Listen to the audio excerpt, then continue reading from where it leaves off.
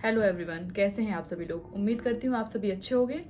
तो ये वीडियो आज आप लोगों की रिकमेंडेशन पर ही मैंने बनाई है, क्योंकि मेरे को इंस्टाग्राम पर बहुत सारे मैसेजेस आ रहे थे कि न्यू वैकेंसी के बारे में मैम कुछ अपडेट दीजिए, कुछ बता दीजिए कि हम तैयारी कैसे करें, प्रिपरेशन कैसे स्टार्ट करें।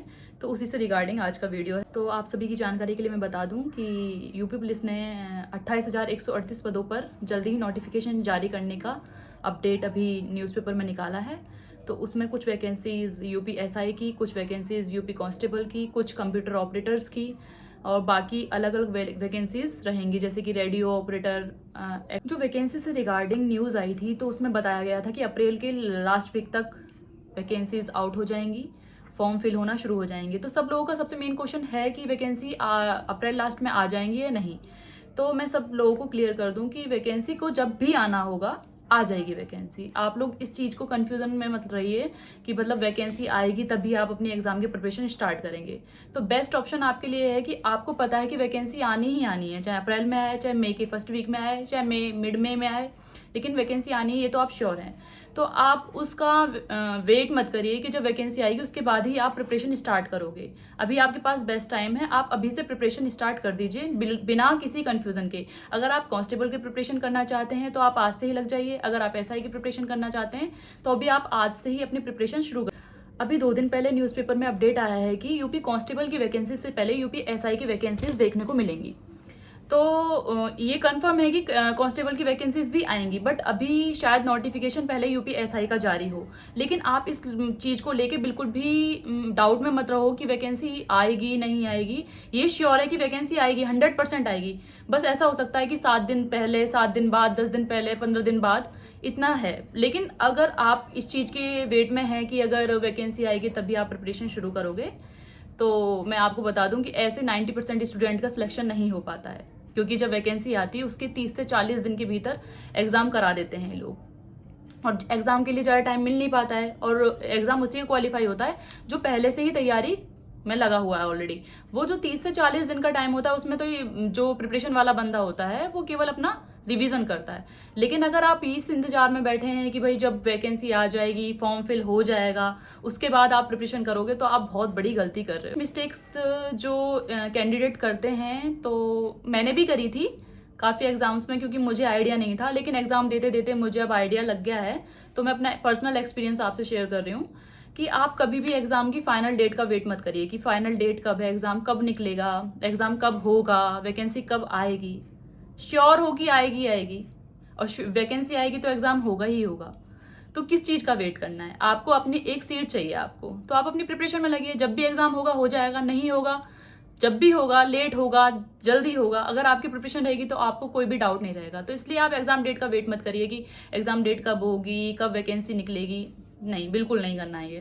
सिंपल शब्दों में समझ लीजिए, अगर आपकी एज है, आप एज क्राइटेरिया के अंदर आ रहे हो, आपकी क्वालिफिकेशन फॉर्म के लिए एलिजिबल है, तो आप प्रिपरेशन में लग जाइए। अगर आपको जो भी जिस भी पोस्ट के लिए प्रिपेयर करना है, एसआई के लिए प्रिपेयर करना है या कांस्टेबल के लिए प्रिपेयर करना है, तो आज से ही आप प्रिपरेशन में जुट जाइए। अगर आप कांस्टेबल की प्रिपरेशन करना चाहते हैं तो आपकी शुरुआत कहाँ से करनी है आपको? तो सबसे बड़ी बात कि सबसे पहले आप प्रीवियस ईयर क्वेश्चन पेपर उठाइए। पहले आप उनका पैटर्न देखिए कि उसमें एग्ज़ाम में क्या क्या पूछा जाता है, किस तरीके से पूछा जाता है, क्वेश्चन किस टाइप के आते हैं।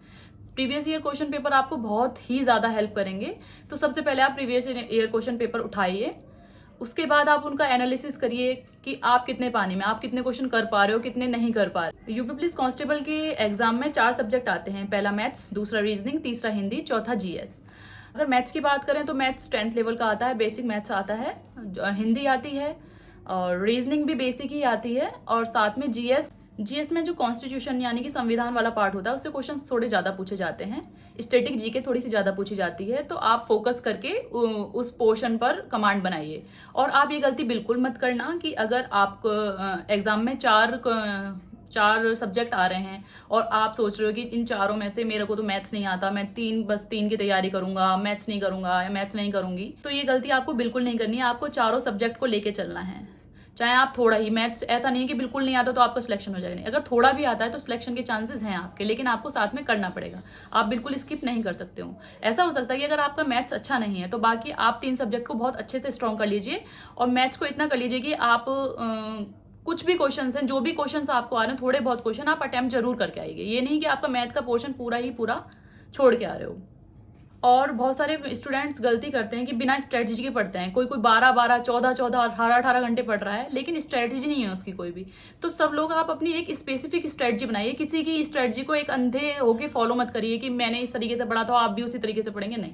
आप अपने अकॉर्डिंग एक स्ट्रेटजी बनाइए और जो भी आप पढ़ें उसको नोट डाउन करिए, शॉर्ट नोट्स बनाइए, लिख लिख कर याद करिए। क्योंकि अगर आप ओरली याद करेंगे तो आप भूल जाएंगे। और सबसे बेस्ट तरीका होता है याद करने की, आपने लिख के याद किया, जो भी आपने याद किया उसको टॉपिक वाइज उठा के आपने प्रीवियस ईयर क्वेश्चन पेपर उससे सॉल्व किए, तो आपको कॉन्फिडेंस आता है। मॉक पेपर, मॉक टेस्ट लगाइए, बहुत बेस्ट वे है ये एक प्रिपरेशन करने का। मैं कंपाइल करती हूँ तो सबसे पहले आप एक सिलेबस डाउनलोड करिए। सिलेबस डाउनलोड करने के बाद उसे अपनी स्टडी टेबल पर लगाइए। सिलेबस को बहुत अच्छे से देखिए कि सिलेबस में क्या क्या आता है, क्या क्या नहीं आता है। सिलेबस देखने के बाद आप PYQ क्वेश्चंस देखिए कि प्रीवियस ईयर क्वेश्चन पेपर में क्या क्या आया था, क्या क्या पूछा गया था। उसके बाद अपनी तैयारी बेसिक बुक से स्टार्ट कर दीजिए। ज़्यादा किसी चीज़ का वेट मत करिए कि वैकेंसी कब आएगी, एग्जाम कब होगा, ये सब चीज़ें हटाकर बेसिक बुक से अपनी प्रिपरेशन स्टार्ट कर दीजिए। अगर आपको किसी भी सब्जेक्ट में, किसी भी टॉपिक में डाउट होता है तो आप यूट्यूब की हेल्प ले सकते हो। अदरवाइज आप अगर अफोर्ड कर सकते हो तो किसी भी चैनल का आप सब्सक्रिप्शन ज्वाइन कर सकते हो कि क्लासेस होती हैं आजकल, जैसे रोजगार विद अंकित है, एग्जामपुर है, बहुत सारे टीचर्स हैं जो पढ़ा रहे हैं। अगर आप अफोर्ड कर सकते हो तो आप ले सकते हो उनका बैच। अदरवाइज यूट्यूब से आप उस टॉपिक को, स्पेसिफिक टॉपिक को वहाँ पर डालकर आप सर्च कर सकते हो कि और देख सकते हो, समझ सकते हो जो भी आपको समझ में नहीं आ रहा है। और तीसरी बात, आप जो भी पढ़ रहे हो उसको नोट डाउन करो, साथ में मॉक पेपर जरूर लगाओ। ये आपकी प्रिपरेशन के लिए बहुत ईजी बना देगा और आपके एग्जाम में चांसेस 100% बढ़ जाएंगे कि आपका सिलेक्शन हो जाएगा। तो ऑल द वेरी बेस्ट।